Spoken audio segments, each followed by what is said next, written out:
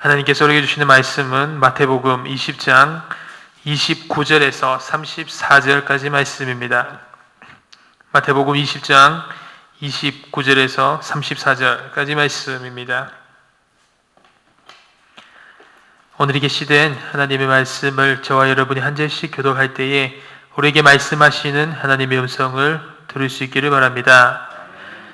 그들이 여리고에서 떠나갈 때에 큰 무리가 예수를 따르더라. 맹인 두 사람이 길가에 앉았다가 예수께서 지나가신다 함을 듣고 소리질러 이르되 주여 우리를 불쌍히 여기소서. 다윗의 자손이여 하니 무리가 꾸짖어 잠잠하라 하되 더욱 소리질러 이르되 주여 우리를 불쌍히 여기소서. 다윗의 자손이여 하는지라. 예수께서 머물러 서서 그들을 불러 이르시되 너희에게 무엇을 하여 주기를 원하느냐. 이르되 주여 우리의 눈뜨기를 원하나이다. 예수께서 불쌍히 여기사 그들의 눈을 만지시니 곧 보게 되어 그들이 예수를 따르니라.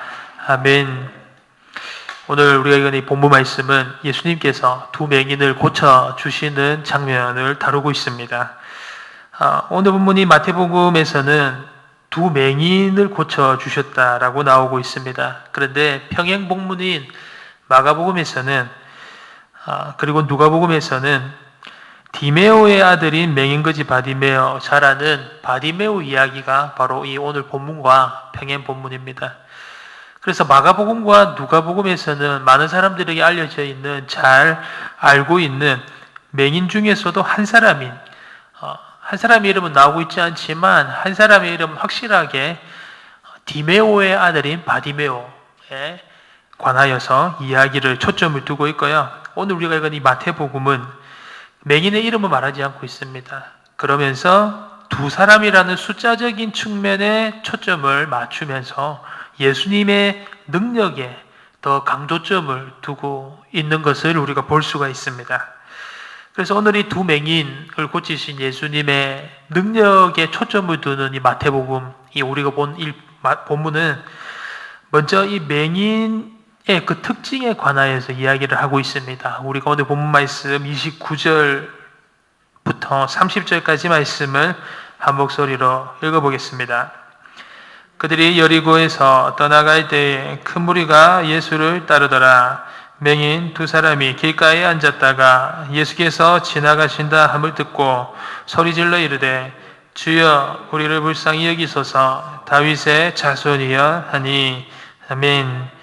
오늘 이 말씀은요, 예수님께서 이제 십자가를 지시러 예루살렘으로 올라가는 그 길입니다. 예수님께서 메시아 사역이신 십자가를 지시는 그 일을 감당하기 위하여서 거의 이제 예루살렘에 다 올라오셨을 그때 여리고라는 곳을 지나가는데 오늘 그곳에서 두 맹인을 만나셨다라는 것이죠. 저와 여러분이 주목해야 할 것은 성경은 항상 이 맹인에 관하여서 이야기를 할 때 어떻게 이야기를 하냐면 이들을 항상 죄인의 관점에서 죄인의 관점과 밀접하게 바라보게 하고 있다는 것이죠. 그래서 이 맹인에 관하여서 사람들이 그들을 바라보는 그 관점이 맹인과 죄인을 동일하게 바라보고 있다는 것을 우리가 볼 수가 있습니다. 첫 번째로 맹인과 죄인을 공통적으로 바라보고 있다는 그 관점은 맹인과 죄인의 비참한 삶의 모습을 우리가 볼 수가 있습니다. 맹인은 당연히 아시다시피 육적으로 시각적으로 앞을 보지 못하기 때문에 그들의 비참함을 우리가 볼 수 있습니다. 죄인 역시 마찬가지입니다. 죄로 말미암아서 앞을 보지 못하기 때문에 영의 눈이 막혀 있다라는 것에서 비참함을 우리가 볼 수가 있죠. 동일하게 이 두 사람의 이 두 부류의 공통점은 빈곤입니다. 마가복음에 나오는 이 맹인의 그 특징에 관하여서는 맹인거지라고 말하였습니다. 맹인거지 바디메오였죠. 맹인인데 거기다가 또 거지였습니다. 지금은 그렇지 않은 시점이 많이 있죠. 맹인이라고 하여서 복지정책이 잘 되어 있기 때문에 그렇지 않은 부분이 많이 있지만 당시의 맹인들은 대부분이 다 가난하였습니다. 비천하였죠. 앞을 보지 못하기 때문에 정상적인 사람들과 그런 함께 일을 할 수도 없었고 경쟁할 수도 없는 구조였습니다. 그래서 맹인들이 당시 할 수 있는 일이라고는 구글밖에 없었습니다.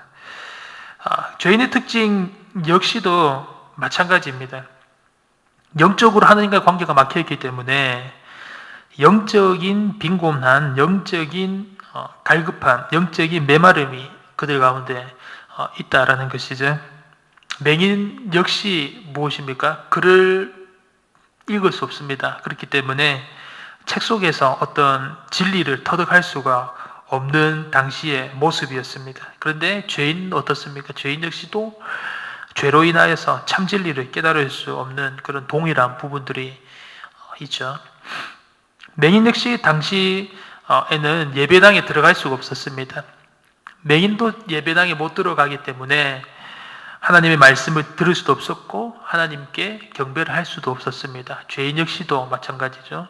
죄로 인하여서 하나님 앞으로 나아갈 수가 없었던 그런 맹인과 죄인들의 부정한 모습들, 그렇게 해서 맹인과 죄인들이 당시 사람들로부터 격리되어 있었던 것을 우리가 볼 수가 있습니다.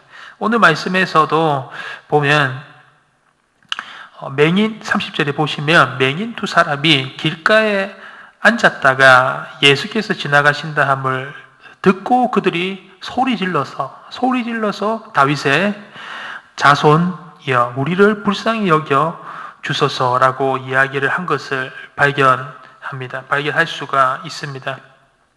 이들이 사람들로부터 격리되어 있었다라는 것을 우리가 볼 수가 있는 것이죠. 그럼에도 불구하고 오늘 이들이 사람들로부터 격리되어 있고 또 맹인이라는 그런 환경적인 장애가 있음에도 불구하고 오늘 이들이 하였던 또 한 가지의 더 주님 곁으로 나아가는 그런 모습들이 있습니다. 우리가 31절 말씀을 한 목소리로 읽어보겠습니다. 우리가 꾸짖어 잠잠하라 하되 더욱 소리 질러 이르되 주여 우리를 불쌍히 여기소서 다윗의 자손이여 하는지라. 아멘.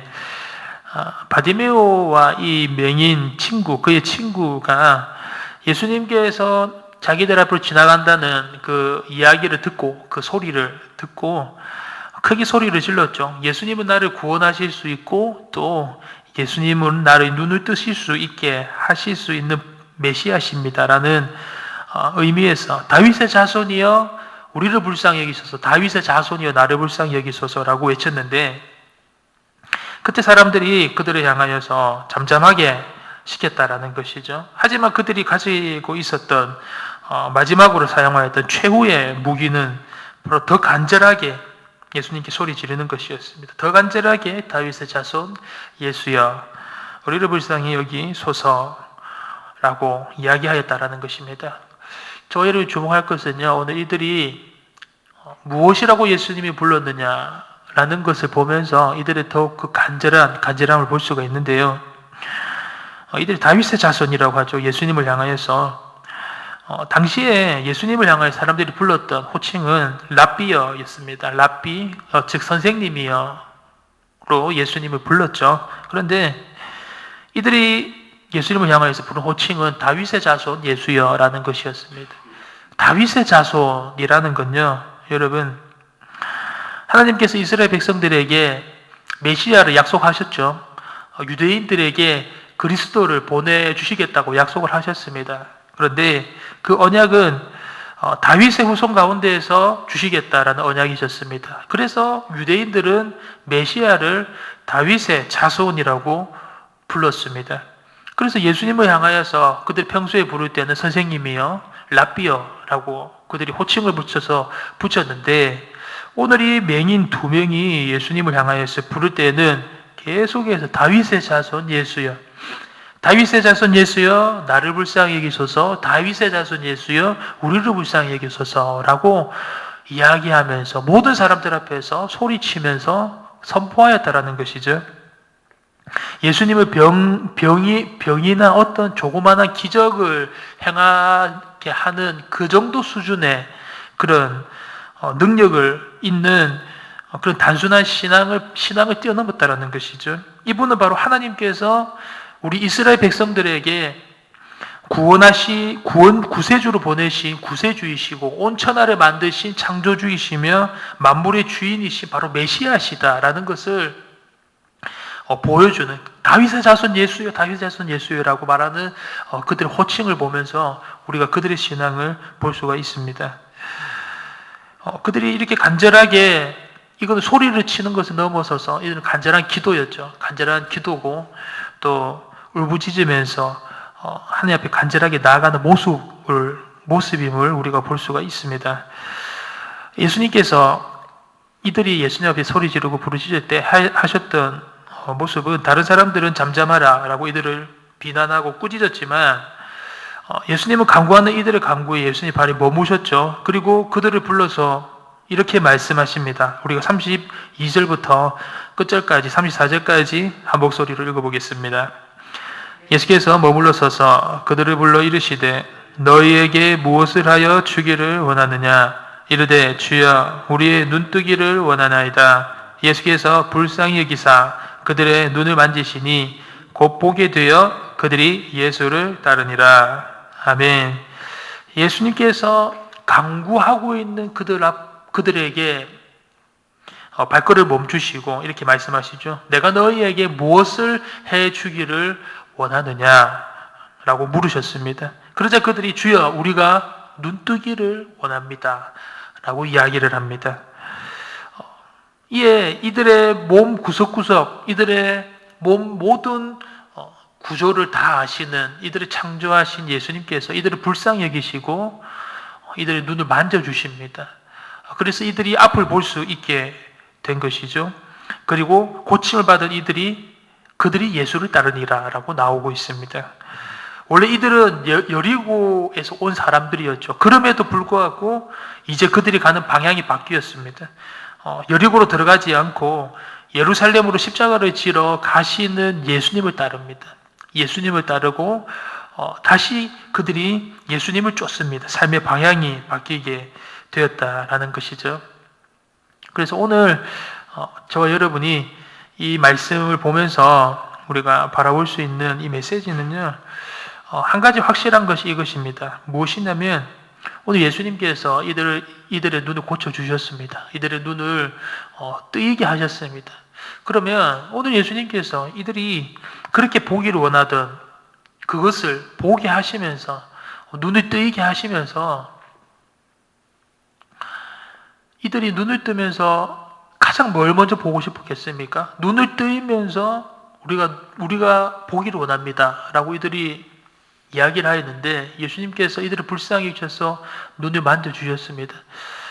그러면 이들이 눈을 뜨면서 가장 먼저 본 분은 바로 그들이 그렇게 외치고 그들이 그렇게 보기를 원합니다 라고 부르짖던 다윗의 자손이신 예수님을 그들이 볼 수 있게 되었다는 것입니다. 예수님은 그들에게 그들의 눈을 뜨이게 하시면서, 오늘 이 두 맹인의 눈을 뜨이게 하시면서 정말 그냥 시시한 그냥 세상의 모습, 그냥 시시한 어떤 사물들의 모습을 보이게 하신 것이 아니라 바로 이들 앞에 자신을 지으신, 자신을 창조하신, 자신을 구원하실 예수님께서 보여주게 하신 것은 바로 메시아 예수 그리스도를 그들로부터 보여주게 하신 것이다라는 것입니다. 이것이 중요한 것이죠. 그래서 이들은 눈을 뜨자마자 바로 아마 그들이 본 것은 예수 그리스도였을 것입니다. 바로 자신들을 구원하실 수 있고 자신들을 은혜로 자신들에게 생명을 주실 예수 그리스도를, 메시아를 눈앞에서 바라보고 그리스도 주이심을 알고 또 그들 마음속에, 보기 전부터 그들의 마음속에 믿음이 꿈틀거리고 있었기 때문에 그 자리에서 그들이 예수님을 따라 나설 수 있었던 것이죠. 사랑하는 여러분, 그렇습니다. 우리 세상과 마귀는요, 우리가 살아가는 매일매일의 그 하루에도 문제와 어려운 일들이 있습니다. 우리 삶 가운데. 그럼 난관들이 있죠. 그러면 자꾸만 다른 것에서 답을 찾게 만들고 자꾸만 다른 것을 세워서 해답이 있도록 바라보게 우리를 자꾸만 유혹하고 속인다라는 것이죠. 마치 우리가 돈만 바라보면 모든 것이 해결될 수 있는 것처럼 돈을 바라보게 만들고 우리가 성공하는 것이 우리 삶의 목표로 삼게 만들고 그리고 나 자신 안에 답이 있는 것처럼 나 자신의 경험과 나 자신의 인맥과 나 자신의 지혜 속에 답이 있는 것처럼 계속해서 우리를 유혹하고 속인다라는 것이죠. 하지만 성경이 저와 여러분에게 계속해서 이야기하는 메시지는 무엇입니까? 바로 예수 그리스도의 그 보혈만이 나의 눈을 뜰 수 있게 만들고요. 예수님을 바라보는 믿음만이 나를 복된 자로 살 수 있게 만들고 바로 예수님을 바라볼 때만이 우리가 하늘의 자비와 권능을 힘입을 수 있다라는 것을 계속해서 반복해서 이야기를 하며 강조하고 있습니다. 죄로 인하여서 우리의 영혼이 맹인이 되어 있을 그때에 맹인인 나를 위하여서 나를 사랑하셔서 나의 죄를 대신하셔서 이 땅에 예수 그리스도께서 오시고 십자가에 못 박혀 달리시고 고난받으시고 죽으시고 부활하심으로 말미암아서 나의 눈에 가려져 있던 그 맹인, 영적인 그 맹인 되었던 그것을 예수 그리스도의 십자가로 말미암아서 나의 눈에 비늘이 벗겨지고 무엇보다도 예수님께서 나를 하늘 백성, 천국 자녀로 삼아주신 정말 말로 형용할 수 없는, 말로 갚을 수 없는 예수님의 그 십자가로 말미암아서 그 은혜를 얻은 우리입니다. 전적인 예수님의 은혜가 나를 살리셨고 예수님의 은혜가 나에게 생명을 주셨고 예수님의 은혜가 나에게 말로 표현할 수 없는 참 평안과 참 기쁨과 행복을 주시는 나를 오게 만드신 것이 바로 예수 그리스도라는 것을 우리가 마음속에 각인해야 됩니다. 그냥 말로만 듣기 좋은 말로만 예수님은 나의 모든 것이고 예수님은 나의 주인이시고 예수님은 나의 삶을 인도하시는 분이십니다. 우리가 보기 좋고 듣기 좋은 말로 아니면 그냥 종교적인 말로 하는 것이 아니라 진심을 다하여서 이것은 진리라는 것이죠.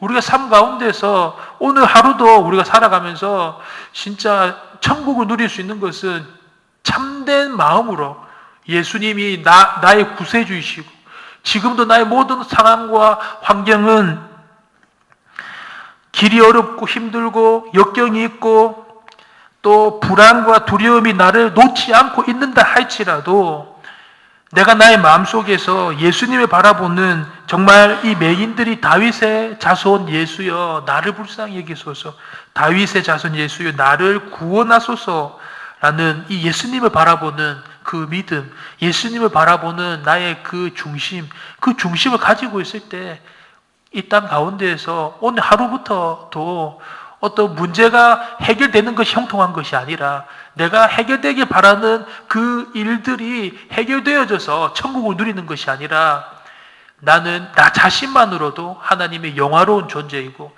나 자신만으로도 하나님께서 나에게 해결하여 주시는 그 큰 은혜를 주시는 존재라는 것을 깨닫게 되는 것이 바로 복음의 정수입니다.